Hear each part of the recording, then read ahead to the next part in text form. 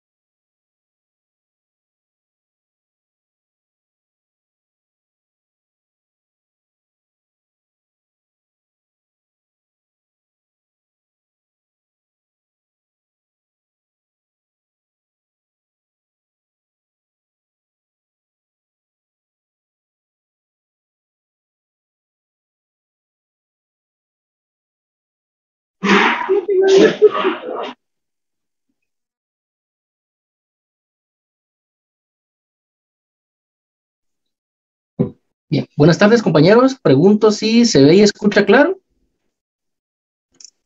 Sí, licenciado. Sí, bien. Buenas noches, licenciado. ¿Usted le escucha bien? Buenas noches, sí, licenciado. Muy bien, entonces vamos a iniciar nuestra clase del día de hoy. Recordando que en la clase anterior iniciamos con lo que son los delitos en contra del honor y dijimos que el honor de las personas es un bien jurídico tutelado por nuestro Código Penal, por lo que el día de hoy vamos a continuar con dicho tema. Pregunto si se ve ahí claro el Código Penal. Sí, Lic. Sí, bien. Bueno, entonces vamos a continuar. Dijimos que el honor se refiere al respeto, a la dignidad, al buen trato que posee todo ser humano. ¿Por qué? Que merece todo ser humano, porque la Constitución indica que todos los seres humanos deben de guardar conducta fraternal entre sí. Lamentablemente, eso no se da completamente en la práctica y por eso es que es necesario el derecho, ¿verdad? Para poder regular las relaciones entre seres humanos. Entonces, tomando en cuenta que el bien jurídico tutelado es el honor, vimos en la clase anterior lo que es el delito de calumnia y también vimos lo que es el delito de injuria. explicamos también cuál es la diferencia entre ambos. Y el día de hoy dijimos que íbamos a continuar con lo que es el delito de difamación, el que tenemos resaltado acá en la pantalla, porque lamentablemente la difamación es un delito que se comete mucho y aún continúa siendo bastante denunciado en la práctica, porque hay personas que se dedican a difamar.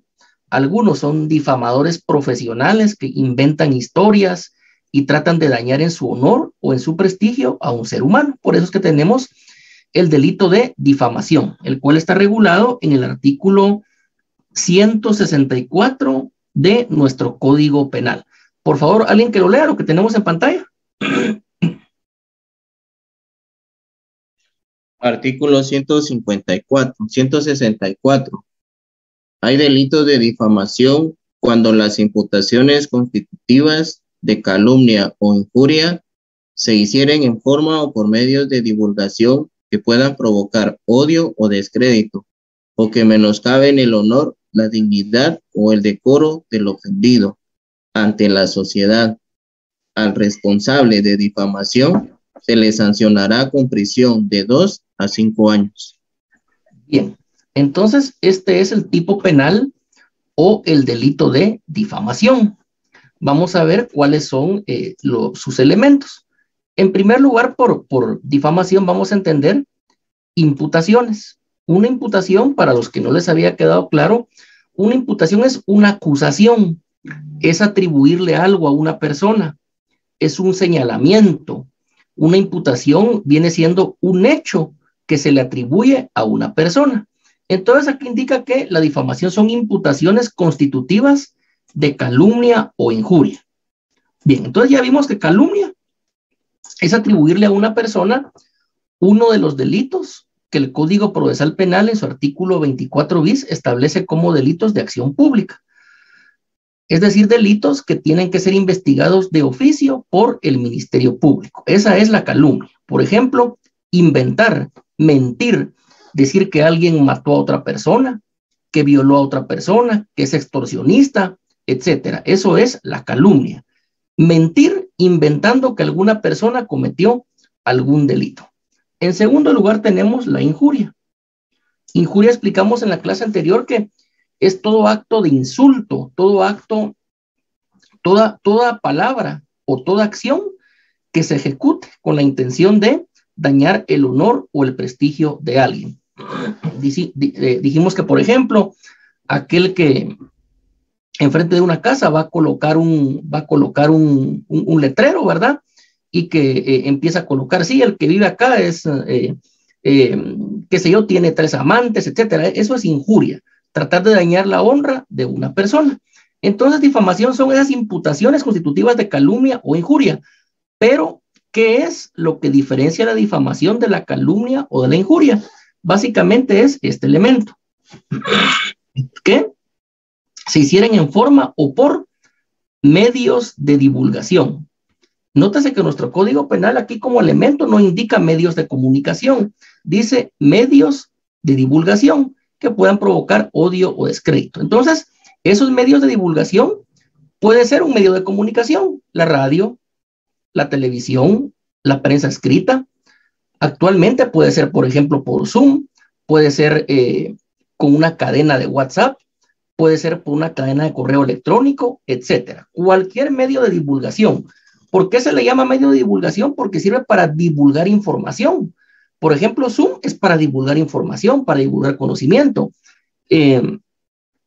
Una cadena de correo electrónico es para eso, para divulgar información, pero información lícita. En este caso se abusa de un medio de divulgación para proferir calumnias o injurias en contra de una persona. Entonces, lo que va a diferenciar este delito, compañeros, de la calumnia o la injuria es que se van a utilizar medios de divulgación, que ya explicamos que son. Y lo siguiente es que esas calumnias o esas injurias van a provocar odio o descrédito, o van a menoscabar el honor, la dignidad o el decoro del ofendido ante la sociedad. Porque si la difamación consiste en calumnia, para lo cual se utiliza un medio de divulgación, por ejemplo, se va a utilizar un periódico para publicar un campo pagado donde diga que tal persona es ladrón porque se robó tal cosa, o es secuestrador porque secuestró a un niño, etcétera. Eso va a ser una calumnia que para divulgarla se va a utilizar un medio. Ahora bien, una injuria. Injuria, por ejemplo, aquellos mensajes por WhatsApp, un mensaje de difusión. Y en ese mensaje de difusión, por ejemplo, a una dama se le está atacando, que es prostituta, que tiene amantes, que es una persona libertina, etcétera. Eso es una injuria. Pero se convierte en difamación porque se está utilizando un medio de divulgación para poder trasladar ese mensaje injurioso en contra de una persona. Entonces, en realidad, la difamación es, o mejor dicho, puede ser una calumnia o una injuria, pero que se traslada por un medio de divulgación, que ya explicamos cuáles son. Y siempre, reitero, se va a intentar de dañar a una persona. Acá lo dice, provocar odio, descrédito, menoscabar su honor, su dignidad, su decoro. Es decir, se le va a tratar de poner en mal ante la sociedad, que la sociedad se forme un concepto equivocado o erróneo de esa persona, en virtud que la calumnia o la injuria se han formulado por un medio de divulgación y ese mensaje ha sido transmitido a un gran número de personas. Ustedes no me dejarán mentir, aquellas famosas cadenas de WhatsApp o de correos electrónicos que alguna persona le extraen fotografías y la persona está desnuda, etcétera, y lo empiezan a trasladar por cadenas. Eso vendría siendo, mejor dicho, difamación, porque es una injuria para la cual se utilizó un medio de divulgación. Y el último elemento de este delito sería la consecuencia jurídica, que está acá. La consecuencia jurídica es una pena de prisión de 2 a 5 años. Como este delito es en contra del honor, también este delito es perseguible por medio de un juicio de acción privada, que ya en la clase anterior explicamos que se lleva ante un tribunal de sentencia directamente. Entonces, en cuanto a este delito de difamación, ¿habrá alguna pregunta, compañeros?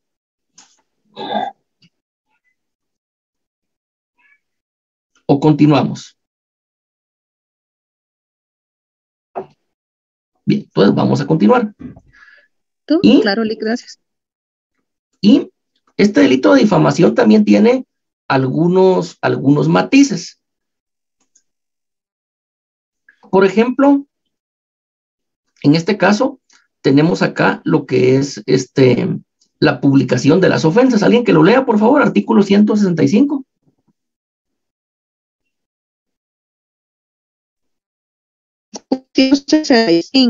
Publicación de ofensas. Quien a sabiendas reproduce unas inferidas será sancionado como autor de las mismas de 2 a 5 años. Bien, entonces acá lo que se está trasladando es la injuria o la calumnia, pero que fue otra persona que la inventó, por eso el otro. Este delito se llama publicación de ofensas. Entonces la publicación de ofensas es tomar una injuria o una calumnia, pero que otra persona la ha inventado. Por ejemplo, una cadena de difusión de WhatsApp, una cadena de correo electrónico, algún anuncio en la radio, etcétera. Se toma lo que una tercera persona hace. Y en este caso, la consecuencia jurídica es la misma. Es una pena de 2 a 5 años de prisión. Entonces es el delito de publicación de ofensas, porque se está publicando una ofensa que en realidad es una injuria o una calumnia en contra de otra persona. Ahora, este delito tiene algunas excepciones, tal y como la tienen los dos delitos que anteriormente explicamos, que inclusive en un caso hay hasta una exención de responsabilidad penal. Por favor, alguien que lea las excepciones del artículo 166 del Código Penal.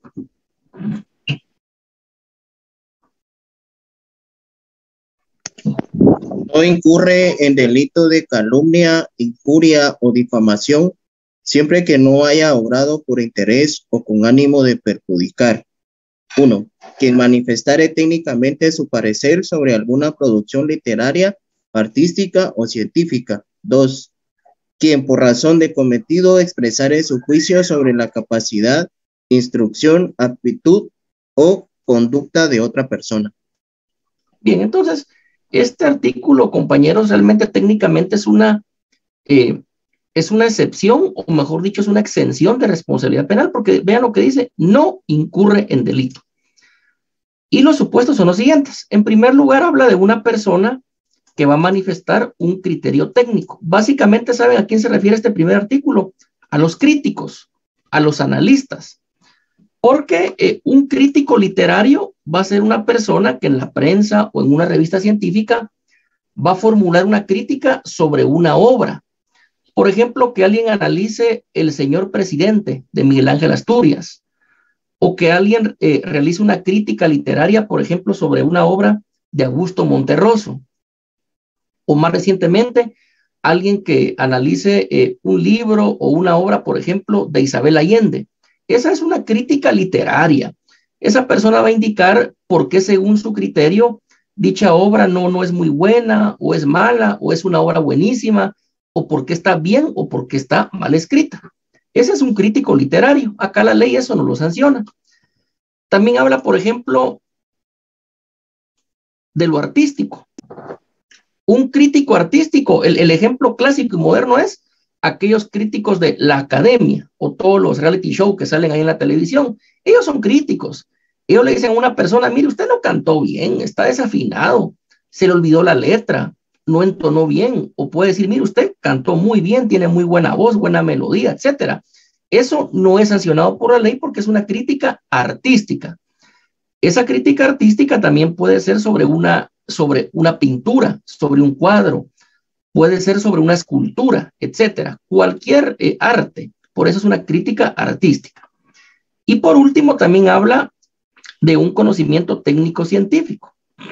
Es decir, un ejemplo moderno, si alguien se pone en una revista médica o en un periódico y escribe un artículo intentando demostrar por qué las vacunas contra el COVID-19 de ARN mensajero, es decir, Moderna o Pfizer, son mejores que, por ejemplo, las de vector, como lo podría ser la vacuna Sputnik o bien la vacuna AstraZeneca. Ese es un criterio científico. Algo todavía más popular, si alguien, por ejemplo, se pone a explicar por qué la medicina original de marca es mejor que la genérica. Eso no es calumnia ni es injuria, eso es una opinión técnica científica, porque se ha utilizado el método científico. El segundo supuesto, artículo 166, segundo inciso, indica quién por razón de cometido expresará su juicio sobre la capacidad de instrucción, aptitud o conducta de otra persona. Acá el clásico ejemplo es aquella persona reclutadora de recursos humanos. Entonces esa persona va a decir, yo recomiendo que contraten a Juan y no a Pedro, porque Juan lee mejor, tiene mejor compresión de lectura, escribe más rápido en computadora, sabe inglés, sabe alemán. Eso no es calumnia ni es injuria.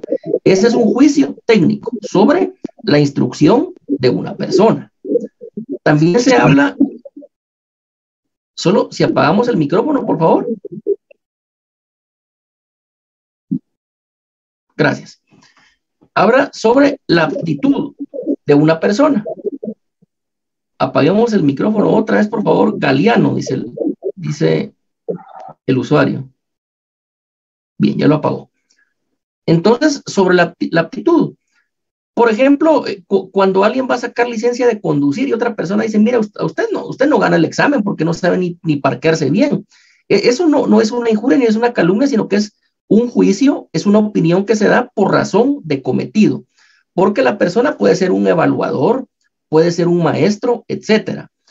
Lamentablemente, compañeros, ustedes se han dado cuenta, la mediocridad ha adquirido mucha relevancia en la educación, porque ahora resulta que si un profesor dice que un trabajo es mejor que otro, o que un alumno es mejor que otro, ya lo quieren acusar hasta de discriminación. Ahí lo que estamos haciendo es fomentar la mediocridad y fomentar que cuando un profesional se gradúe sea ineficiente, cuando no, inútil. Entonces, también la opinión que da un profesor, que da un maestro sobre las notas de un alumno, su conducta educativa, su nivel de aprendizaje, eso de ninguna manera podría ser calumnia, injuria o difamación, porque es un juicio que está expresando en razón de su cometido, es decir, por su trabajo. A él le pagan por hacer eso. Entonces, esto sería, compañeros, las excepciones en cuanto a calumnia, injuria o difamación. Estos dos supuestos jamás van a constituir delito porque son una crítica científica, son una opinión técnica, son una opinión de un profesional. ¿Alguien tendrá alguna pregunta en cuanto al delito de publicación de ofensas y en cuanto a las excepciones? Todo claro, licenciado. Gracias. Bien, vamos a continuar entonces. Acá, la ley nos explica un poquito más lo que son los modos de comisión. Este no es un tipo penal, pero como explica la ley desarrolla, este es un artículo explicativo, así se le llama. ¿Alguien que lo lea, por favor? Artículo 167, modos de comisión. Se comete el delito de calumnia, de injuria o de difamación, no solo manifiestamente, sino también por alegorías, dibujos, caricaturas, fotografías, emblemas, alusiones o cualquier otro medio similar a los anteriores. Bueno, entonces se dan cuenta, es lo que hablamos, medios de difusión, actualmente Zoom, WhatsApp, Meet, Telegram, Signal, etcétera, esos son medios de divulgación, pero acá la ley también nos indica, ¿verdad?, que en cuanto a estos delitos de contra el honor, que son 3, calumnia, injuria o difamación, acá también puede ser por dibujos, por caricaturas, por fotografías, por emblemas, por alusiones. Las fotografías, lo que les decía, aquellas cadenas de WhatsApp o de correo que sacaban de una persona desnuda, ¿verdad? O bien pueden ser caricaturas, ¿verdad? Cualquier cosa que sea una burla, que sea una afrenta a otra persona. Por alegoría entendemos un insulto, pero disfrazado, en doble sentido, ¿verdad? Eso es una alegoría. Y acá pues tenemos algunos otros artículos, pero en realidad estos no son tipos delictivos, es decir, no son delitos. Ahora bien, lo que sí me interesa mucho es que leamos la extinción de la pena, porque acá sí puede haber perdón. Recordemos que también no toda la justicia va a ser una justicia de reciprocidad, de castigar a una persona, sino que también una justicia restaurativa, que es aún mejor. Entonces, ¿alguien que lea el artículo 172?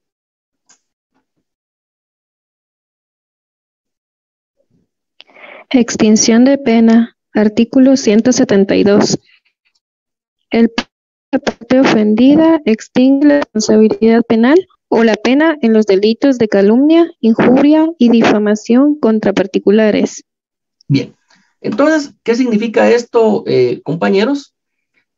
Si la persona ofendida perdona al que la calumnió, al que la injurió o al que la difamó, ahí se extingue la pena. Es decir, en este caso, ya el sindicado, la persona acusada, ya no se le va a imponer una pena como consecuencia jurídica del delito, sino que allí termina. Acá la ley sí admite el perdón. Recordemos que el perdón, tal y como nos indican los psicólogos, los psiquiatras, los ministros religiosos, el perdón es hasta autocurativo. Hay personas que están bien enfermas, por ejemplo, del estómago, de la presión alta, de la diabetes, por falta de perdón, no saben perdonar.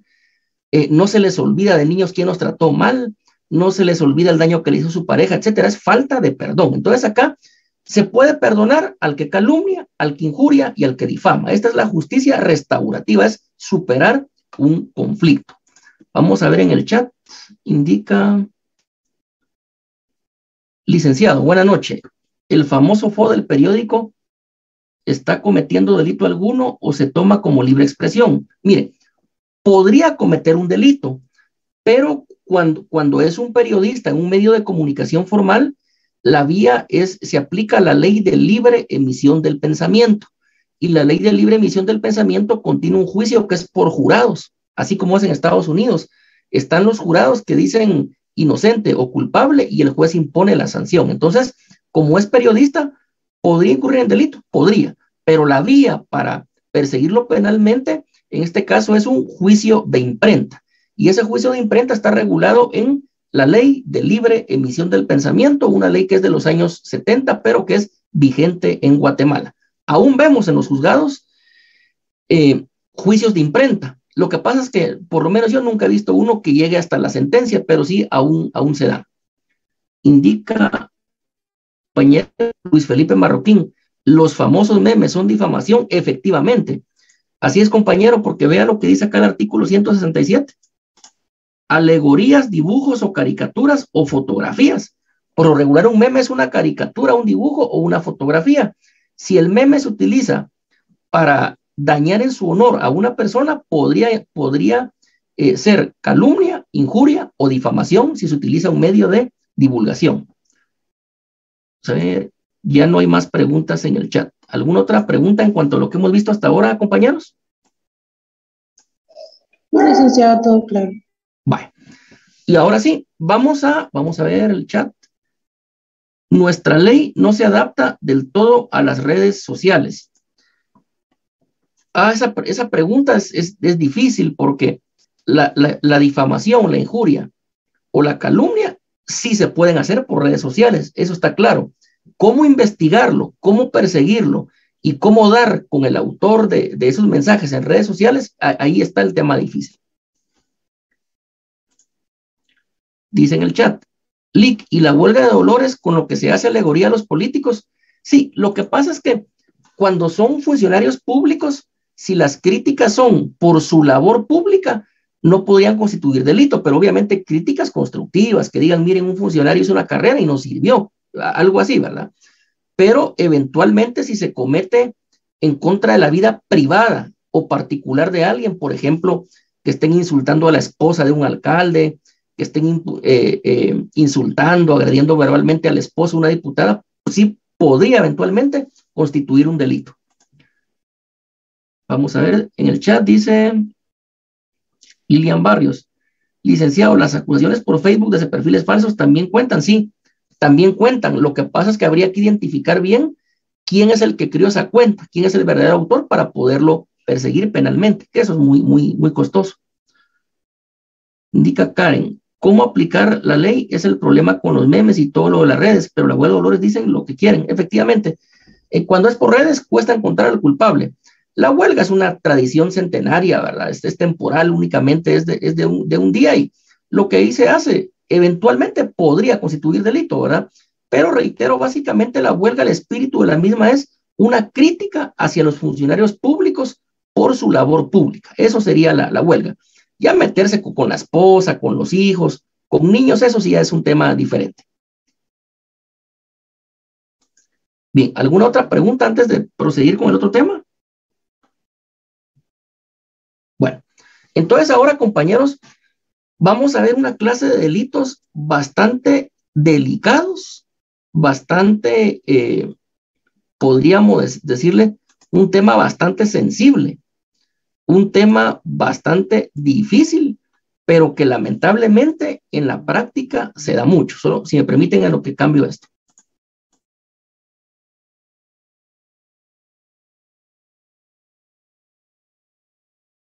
Vamos a ver, compañeros, lo que son los delitos contra la libertad e indemnidad sexual de las personas.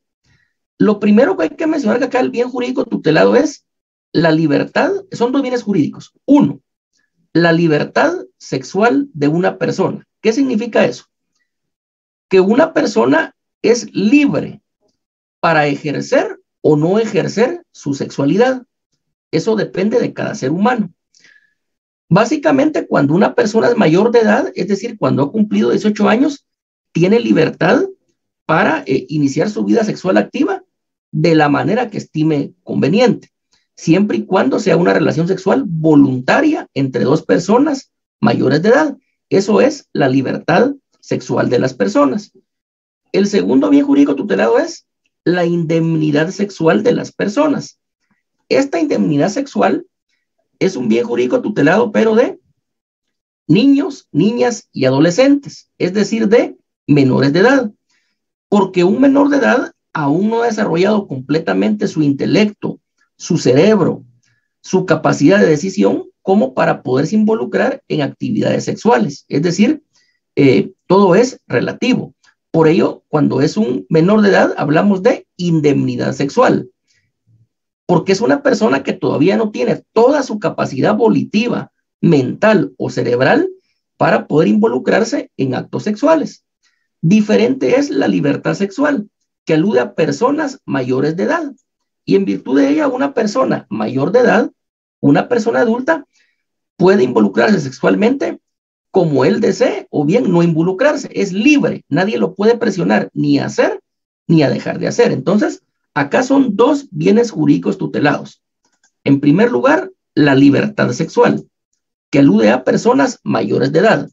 En segundo lugar, la indemnidad sexual, que alude a personas menores de edad.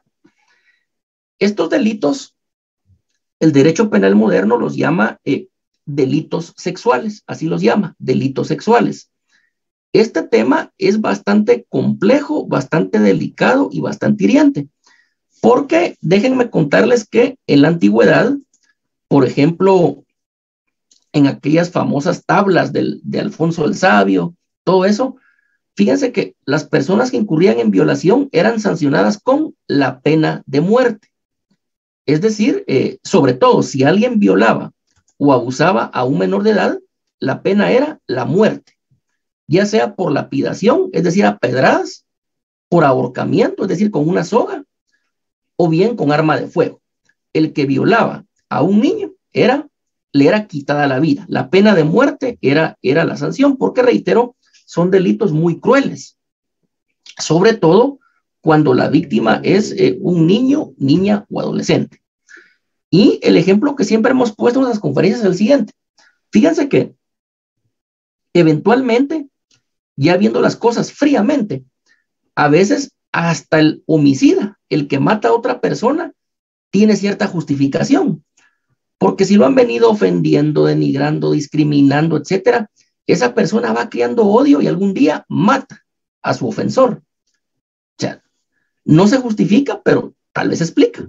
Ahora bien, con los violadores de niños, niñas o adolescentes, eso sí no tiene explicación. No hay ninguna explicación posible. La única podría ser que esta persona tenga una enfermedad mental, que sea esquizofrénico paranoide, que tenga demencia, etc. Y por tener una enfermedad mental, es decir, que esté loco, como se le dice vulgarmente, lo que amerita es tratamiento psiquiátrico. Pero que ese delito tan cruel lo cometa una persona que está en el pleno uso de sus facultades mentales, no tiene explicación y no tiene ninguna justificación. Por eso era que en la antigüedad a los violadores de niños los castigaban o los sancionaban con la pena de muerte. Actualmente nuestro derecho penal va evolucionando. La violación tiene una pena, la violación cuando es de un menor de edad tiene una pena aún mayor, y cuando no se llega a cometer una violación completa hay una pena, pero es una pena inferior porque va gradual. A como es el daño, a como es el delito, así es la pena. Pero ya no se les aplica la pena de muerte, sino que es una pena de prisión. Entonces, este bien jurídico tutelado, reitero, son dos: la libertad sexual de las personas adultas y la indemnidad sexual de las personas menores de edad. Son dos bienes jurídicos tutelados y que en la práctica se les denomina como delitos sexuales por el tipo de bien jurídico tutelado que tienen.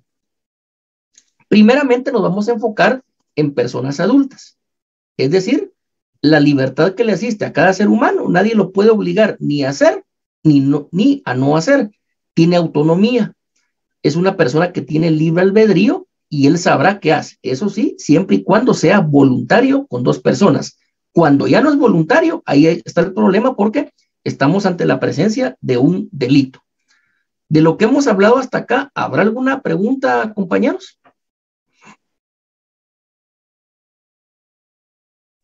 No, licenciado. Muy bien, licenciado. ¿No? Gracias. Bueno, entonces, estos delitos en nuestro Código Penal básicamente son dos, pero tienen varios elementos. No es tan fácil desarrollarlos, por eso vamos a dejar una clase solo para esto, pero les quiero dar una introducción.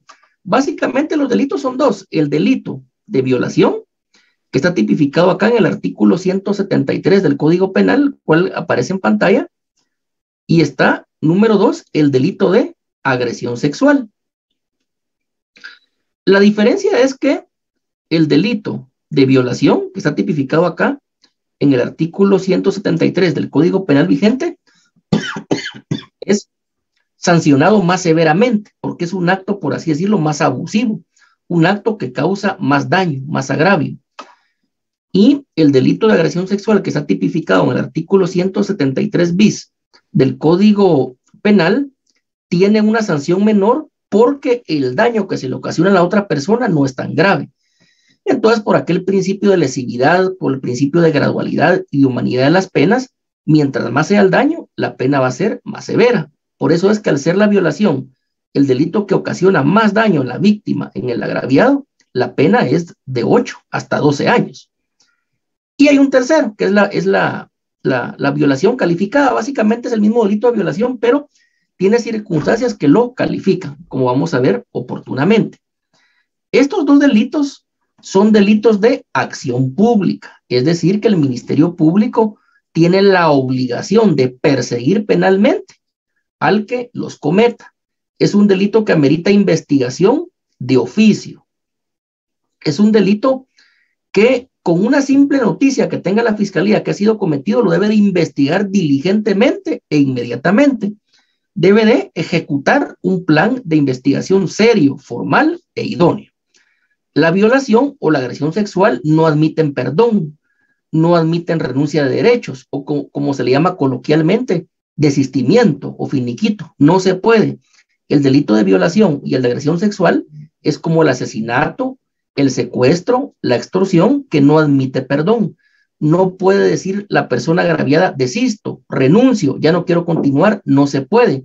Acá el Ministerio Público, con o sin declaración de la persona agraviada o la víctima, debe de perseguir, que significa investigar penalmente a una persona para eventualmente llevarlo ante los tribunales de justicia y que ahí se pueda ya sea dictar una sentencia condenatoria o bien una sentencia absolutoria. Reitero, son delitos de acción pública, son delitos perseguibles de oficio, son delitos que en determinado momento por las consecuencias que producen son graves, son gravísimos, y tanta es la gravedad que en la antigüedad, como ya les digo, las personas se cometían este delito en contra de personas menores de edad, la pena era la pena de muerte, era considerado un delito grave. E incluso todavía en la actualidad hay personas que tienen el criterio, tienen el argumento que los abusadores de niños, es decir, los violadores de niños, deberían de ser condenados a la pena de muerte, para que en ese caso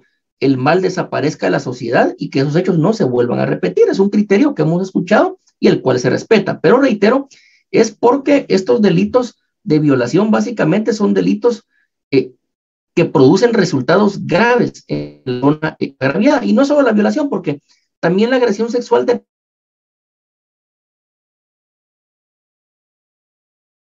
produce mucho al futuro. La persona va a necesitar tratamiento médico, tratamiento psicológico, tratamiento psiquiátrico, y en realidad es un problema bien serio que un psicólogo a una persona le tiene que dar terapia. Estos delitos, desgraciadamente, en la práctica, cada vez vemos más en los juzgados y en los tribunales que se cometen en contra de niños, niñas o adolescentes. Son hechos graves que a los padres, a los familiares de los niños realmente les dan ganas de irse a vengar, de ejercer la venganza privada, porque reitero, eso jamás esperaría que se cometa en contra de una persona tan inocente o tan indefensa como un niño, niña o un adolescente, pero lamentablemente en la práctica se da. Y aunque la víctima o el agraviado sea una persona mayor de edad, igual sigue siendo un delito grave, un acto condenable y un acto que merece que a la persona se le imponga una pena de prisión, la cual sería la consecuencia jurídica del delito. En cuanto a estos aspectos introductorios, ¿habrá alguna pregunta, compañeros? ¿No? Bueno. Disculpe, licenciado. Adelante. ¿Y si el violador fuera menor de edad? Sí. Cuando un menor de edad comete un delito, en la Ley de Protección Integral de la Niñez y Adolescencia, que le llaman Ley PINA en la práctica, hay un proceso que se llama proceso de adolescentes en conflicto con la ley penal. Solo que ese proceso lo va a conocer un juzgado de adolescentes en conflicto con la ley penal, donde solo se ven delitos cometidos por personas menores de edad. Pero aunque lo cometa un menor de edad, puede y debe de ser sancionado, obviamente gradualmente y con las penas o las medidas que regula esa ley de protección integral de la niñez y la adolescencia. Lamentablemente, vean, lo que vemos en los juicios, lamentablemente, cuando un menor de edad, sobre todo un menor de una edad leve, 11, 12, 13 años, ejerce estos actos de violación, de agresión en contra de otro niño, es porque él también ha sido víctima y está haciendo lo mismo que alguna persona adulta a él está haciendo. Es lamentable, es decir, en este caso la víctima se convierte en victimario porque hace lo que a él le han hecho, lo que él ha visto. Algunos violadores se convirtieron en violadores porque de pequeños también a ellos los violaron. No lo estoy justificando, pero repito, este tema se lo digo porque esta ley de protección integral de la niñez y la adolescencia tiene un proceso de adolescentes en conflicto con la ley penal donde un adolescente puede ser llevado a un juzgado especial y ser sancionado. No sé si ahí quedó claro. Muchísimas gracias, Lick. Sí, quedó claro. Bien, en el chat, vamos a ver qué dice. Lick, buenas noches. Dice Carlos, una pregunta con el tema anterior. ¿Qué responsabilidad penal tendrían los periodistas y la compañía mediática donde esos trabajan en caso que publiquen un reportaje tendencioso y con fabricación de pruebas o presentando testigos falsos en donde difamen a una persona? Puede haber responsabilidad, pero como son periodistas y un medio formal, esto se va a ver por medio de un juicio de imprenta, el cual tiene su regulación en la ley de libre emisión del pensamiento. Es un juicio por jurados y eventualmente allí es donde se les va a procesar jurídicamente. Entonces, sí hay una vía que la ley establece para poder perseguirlos, pero en este caso es un juicio de imprentas, el que está regulado en esta ley de libre emisión del pensamiento, únicamente cuando es un medio de comunicación y eventualmente son periodistas, ¿verdad? Es la última pregunta. Bien, dice acá, Walfer, una pregunta, si el violador es una persona mayor, pero que está mudo y se comporta como niño, pero solo cuando le conviene, bueno, es un simulador. Por eso va a ser sometido a un examen psiquiátrico y un examen psicológico para ver si es una persona que simula una enfermedad mental para delinquir. Si está simulando, va a ser procesado penalmente como un adulto en el sano uso de sus facultades mentales. Si tiene una enfermedad mental, ahí sí es un proceso distinto porque es un inimputable. Dice Carla, supe de un caso en centro de detención de menores, triste caso que menores dañen a otro menor, efectivamente. Es lamentable, pero en la práctica se da. Entonces, en cuanto a estos aspectos introductorios de los delitos de carácter sexual, ¿habrá alguna pregunta, compañeros? ¿No? Bueno, entonces reitero, básicamente son dos delitos.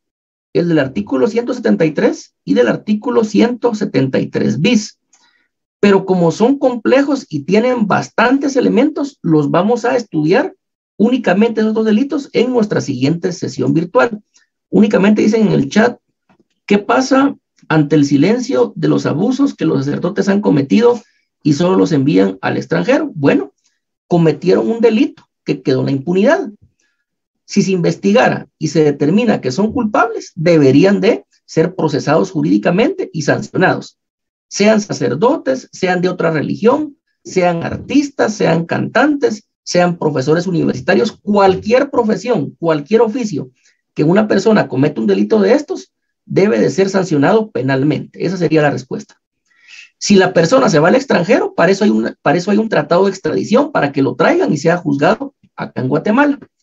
Y pregunta Alexa, Lick, y si la víctima nunca denuncia el abuso, sino hasta tiempo después, ahí hay un problema. Porque cuando la denuncia se hace después que ha pasado mucho tiempo, es muy difícil conseguir pruebas y es muy difícil que una persona sea sancionada. Es más fácil condenar a una persona cuando se le denuncia momentos después o un par de días después, pero si pasa mucho tiempo, se le puede condenar, pero va a ser muy difícil poder recolectar prueba, sobre todo prueba científica. Dice Walfer, o sea que una persona que está enferma mentalmente no se le puede condenar, por supuesto. Eso sí que nos quede claro, ese tema es en términos jurídicos básico.